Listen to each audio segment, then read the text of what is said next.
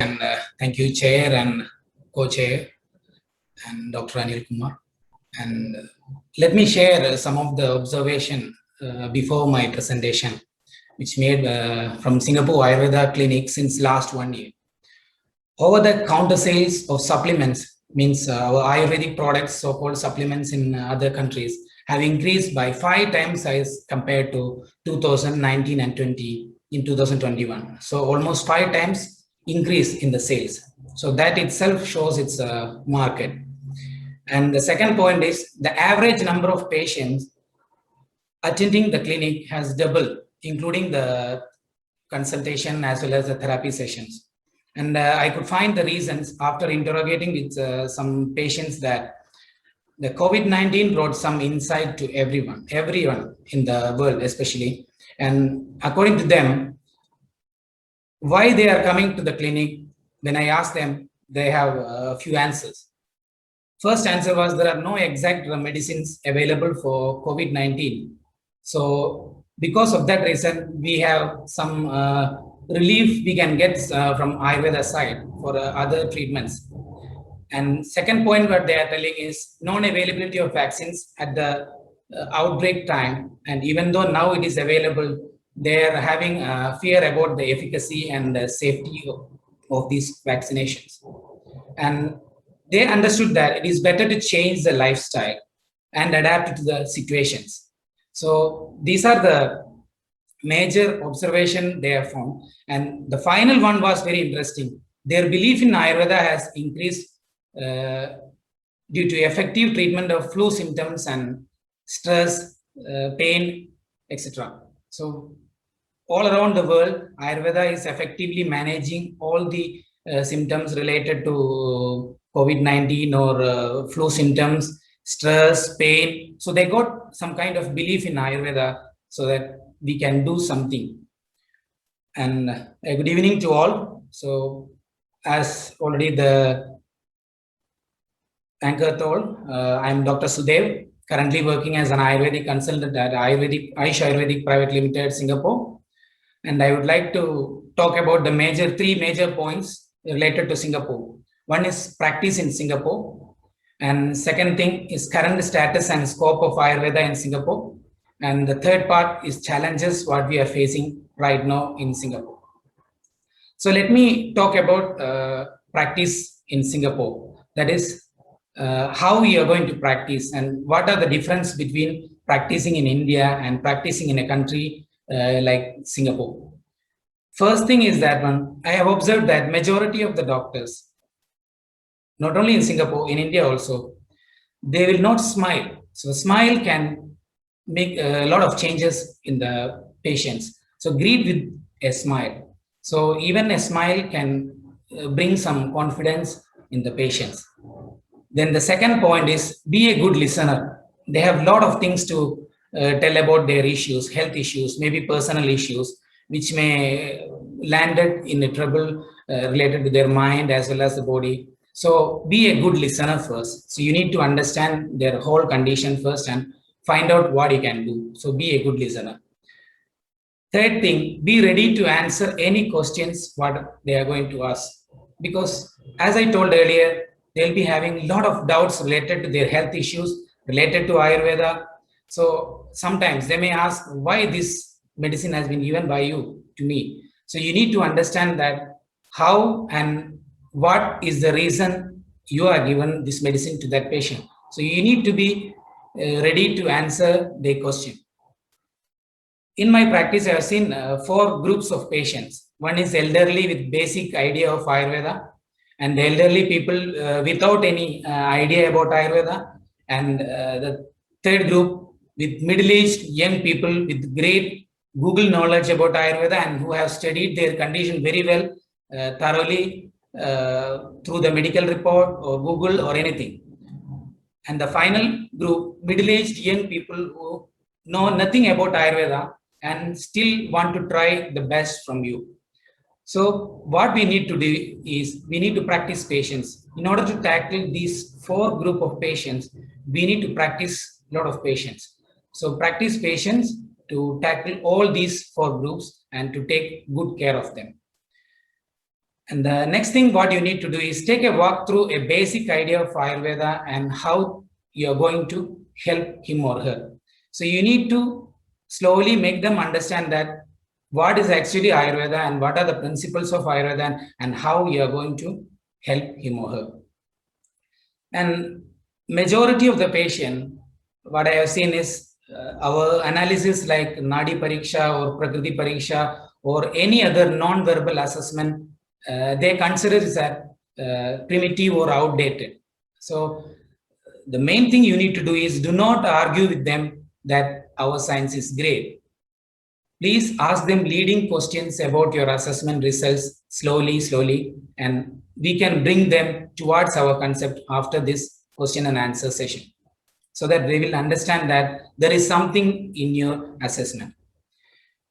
Next thing is, please go through your basic treatment principle. Don't go deeper and deeper, and don't make it complex, your treatment as complex one.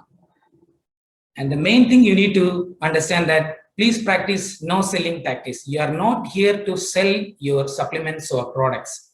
You are here to help them in their health issues. So please practice no selling tactics.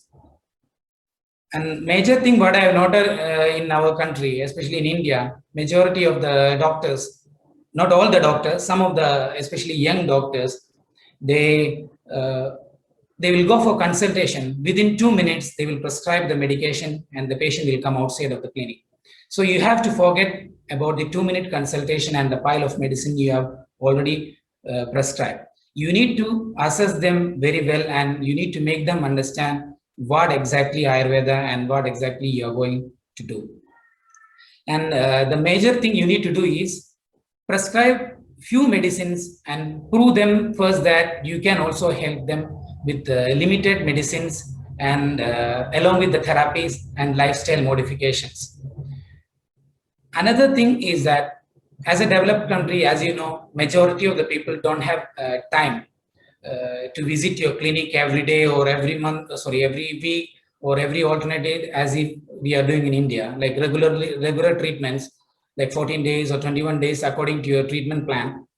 So that you need to modify your treatment to be a time limited and effective treatment methods. And the final part is that please avoid promises to the patients. You need to be confident enough to tell that you can treat the condition, but please avoid promises to them. So these are the main practice mantras what we can practice in Singapore. And now I'm going to discuss about the current status and scope of Ayurveda in Singapore.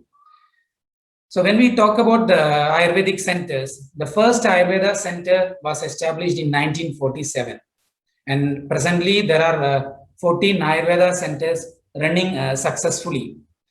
And if you see the number of patients, around 75,000 newly registered clients every year, and 300,000 review patients are visiting in all over the Singapore, which includes the races like Indian, Chinese, Malays, and other races. And we have an association called APAS, that is Ayurveda Practitioners Association in Singapore, which includes 40 doctors, registered doctors, and 28 actively participating or practicing doctors in that association. And let's come to the activities of APAS. APAS is having government-to-government dialogue with the help of Indian High Commission in Singapore. And APAS conducts various seminars and awareness courses in collaboration with High Commission of India, Singapore. Here in Singapore, we have only OPD level of management is approved as of now, and no facility has been approved in-house until today. And currently, practices are not listed under MOH. Even though not listed, it's still considered as a traditional remedy, and it is self-regulated in Singapore. You can practice freely, and you can practice with majority of your medication, safer medication, which is approved by HSA, and you can practice very well. And we are practicing almost all the treatment modalities except some of the Panchakarma procedures. And let's come to the product import. It is fully under the regulation of HSA, that is Health Science Authority of Singapore. You can see various restricted products and restricted contents of the products in the website. And according to that, they will limit the medication whichever it is importing, and they will check each and every batches of the medication which we are importing, and they completely regulated under the HSA. Let's come to the qualification which are needed to practice in Singapore for Ayurveda doctor. The minimum is like in every country, minimum is BAMS degree, and minimum qualification for therapist is 1 year diploma in Ayurveda and Panchakarma therapy from government recognized training center. And currently, all the therapies are considered under spa therapy. Even though it is considered under the spa therapy, we are practicing here with almost all the treatment modalities, as I told earlier, excluding some of the Panchakarma procedures. And all the therapies should be certified by the SPF, that is Singapore Police Force, because all the therapy is under the regulation of the Singapore Police Force. Let's talk about the scope of Ayurveda. So as a developed country, we know that a majority of the people in developed country suffers from lifestyle disorders. Like them, Singapore also mainly suffers from lifestyle disorders. And for the centuries, Ayurveda has been proving its efficacy in the same field. Over the years, as a result of the sincere efforts of Ayurveda practitioners in Singapore, Ayurveda treatments grew from supplements to traditional to complementary, and from complementary to alternative. And it is expected to be a part of mainstream of healthcare in the future. And there is a huge market for Ayurvedic products in the name of herbal supplements. As I told in the beginning, there is a huge market for Ayurvedic product for herbal supplements if it is approved by HSA. And we have mainly two challenges. Now we are moving to the challenges. We have mainly two challenges. One is recruitment challenges. Like as per the policy of country, there are many restrictions on recruitment, even if the candidate is qualified and experienced. So because of that reason, we cannot bring freely all these therapists, like number of therapists has been restricted by the government. And the major part is every year, there is a gradual increase in the number of Ayurveda centers. And for this reason, the biggest challenge for all the Ayurveda practitioners in Singapore is to maintain the quality of the center in terms of treatment and professionalism. And this ends my presentation. And I would like to take this opportunity to thank all the organizers of Global Ayurveda Festival for giving me an opportunity to present this paper. And thank you all.